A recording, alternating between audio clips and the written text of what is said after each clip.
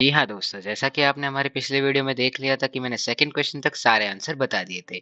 तो मैं अब क्वेश्चन नंबर थर्ड के आंसर बताने वाला हूँ और अगले वीडियो में जल्द से जल्द आने की कोशिश करूंगा जिसके अंदर मैं आपका सेक्शन भी पूरा करवा दूंगा। तो पहला क्वेश्चन है डिफाइन रेस्पिरेशन। देखो, रेस्पिरेशन एक फिजिकल प्रोसेस होती है ब्रीथिंग की और सेलुलर प्रोसेसेस की, जिसमें क्या होता है कि जो हमारे सेल्स हो, जो हम ब्रीथ करते हैं एयर को, वो हमारे अंदर जाती है और हमारी एल्वोलाई जो ऑक्सीजन है वो ले लेती है और वो हार्ट को दे देती है। तो बस वही प्रोसेस को हम रेस्पिरेशन की प्रोसेस कहते हैं और इसमें कार्बन डाइऑक्साइड एक बाय प्रोडक्ट निकलता है।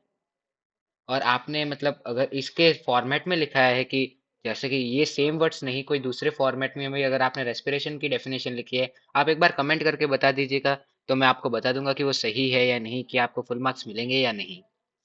Which part of the brain control walking in straight line, riding bicycle and picking up a pencil? देखो, जो हमारे पीछे जो मस्तिष्क होता है यानी ब्रेन होता है, उसमें सेरिबेलम नाम का एक पार्ट है जो कि हमारी स्ट्रेट लाइन में वॉक करना, बाईसाइकिल चलाना, पेंसिल से लिखना और पेंसिल को उठाना, सारे क्रियाओं को करता है।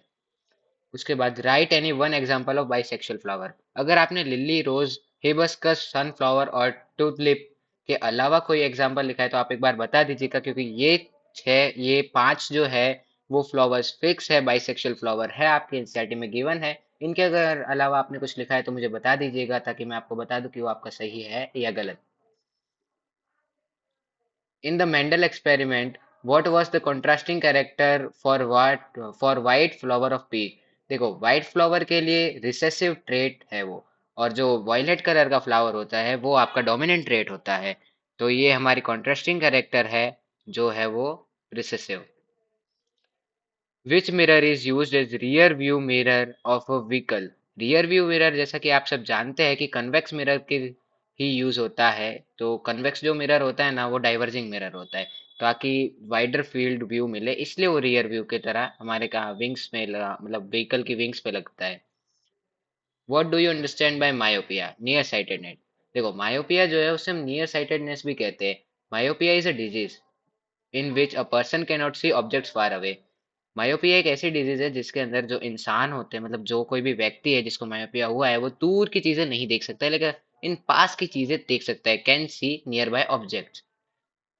The potential difference is measured by which instrument in electric circuit?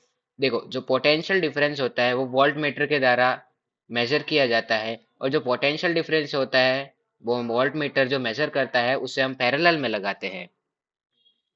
Draw the field lines of magnetic field produce to current carrying solenoid.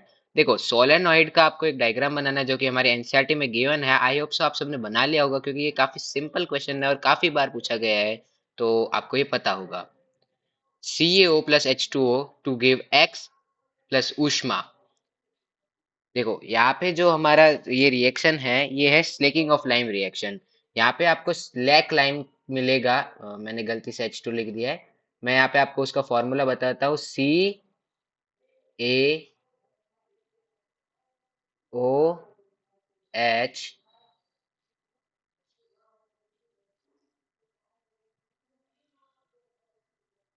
इसको ब्रैकेट के अंदर वोल्ट वाइज, ये आपका स्लेक लाइम का फॉर्मूला है, जिसे हम केमिकल नेम में कहते हैं कैल्शियम हाइड्रो ऑक्साइड। तो ये आपका एक्स, जो कि केमिकल नेम है एक्स का, वो ये है और ये फॉर्मूला है, जो कि ये प्रोसेस है स्लेकिंग ऑफ लाइम। काफी फेमस प्रोसेस है, काफी बार पूछी गई है आपके एग्जाम्स में पिछले साल भी। ड्रॉ बीकर, एक बीकर ऐसा दिखता है, देखो, ऐसे करके, ऐसा एक मग जैसा, और जिसके ऐसे करके एक मुंह होता है, और यहाँ पे आपको स्केल बनाने की होती है, वो 1 2 3 4, मतलब जितने भी ml का होता है वो उस हिसाब से। अगर आप स्केल नहीं भी बनाओगे तो भी चलेगा। Right formula of functional group present in carboxylic acid. देखो, कार्बोक्सिलिक एसिड के अंदर एक ऐसा COOH ये होता है, और ये कैसे होता है ये देखो, एक कार्बन यहाँ होता है, यहाँ पे एक अलग कोई चेन वगैरह उसकी जो होती है वो रहती है, यहाँ पे एक डबल बॉन्ड से ऑक्सीजन कनेक्टेड होता है, और इस साइड एक सिंगल बॉन्ड से OH यानी कि एक हाइड्रो ऑक्साइड आयन कनेक्ट होता है। अगर आपको इसका PDF चाहिए तो आप एक बार कमेंट करके बता दीजिएगा, ताकि मैं आपको इसका PDF प्रोवाइड कर दूं। When the aqueous solution of acid is put in electric circuit, the bulb connected in circuit start glowing. Write which property of an aqueous solution of an acid did the student prove by analyzing the observation. देखो यहाँ पे लिखा है जो कि student है उसने acid को पानी में डाला और फिर वहां पे करंट पास किया तो बल्ब ग्लो करने लगा। एक्चुअली यहाँ पे होता क्या है, जो एसिड होता है ना वो पानी में घुल के अपने सारे आयंस को डोनेट करता है। जो उसके बाद हाइड्रो ऑक्साइड आयन जो होते हैं ना, मतलब H+ आयंस, तो वो वहाँ पे वो पानी में छोड़ देता है। उसी वजह उन आयंस की वजह से ही इलेक्ट्रिसिटी कंडक्ट होती है। और जो प्रॉपर्टी यहाँ पे उस सॉल्यूशन में स्टूडेंट के द्वारा प्रूव की गई है वो है आयोनाइजिंग प्रॉपर्टी ऑफ एसिड्स, जो कि मतलब पानी में जाके वो घुल जाते हैं और अपने आयंस जो है वो फैला के उसमें ग्लो करते हैं। और यहाँ पे मतलब जो ऑब्जर्वेशन है वो हमारी ये है कि एसिड्स कंडक्ट इलेक्ट्रिसिटी, यानी कि एसिड सॉल्यूशंस में होते हैं ना, जो एक डाइल्यूट मतलब पानी के साथ मिले हुए एसिड्स होते हैं ना, वो सारे के सारे इलेक्ट्रिसिटी कंडक्ट करते हैं। तो इसी के साथ आपका थर्ड क्वेश्चन भी पूरा हो गया है। और सेक्शन बी मैं आपको अगले वीडियो में करवा दूंगा, जल्द से जल्द मैं उसे लाऊंगा। आप देखते रहिए, सब्सक्राइब कर दीजिए। So thank you so much for watching this video. Bye bye, next video में मिलते हैं। Thank you so much.